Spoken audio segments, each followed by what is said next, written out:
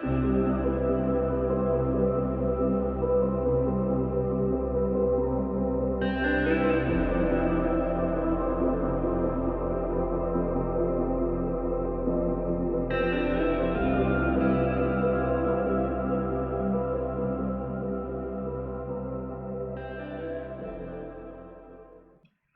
welcome to HeKate's Crossing. Let's see what messages are we going to reflect on today.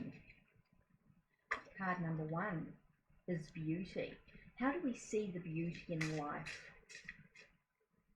How do we see the beauty in life? As above, so below. So it's looking at what's happening within oneself to what's happening on the outside of yourself as well. So it's remembering how they affect each other.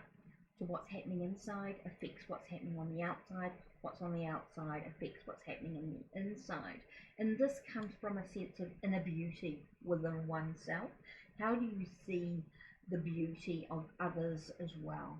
So take a moment, take a breath, and focus on the words beauty, as above, so below. Take care.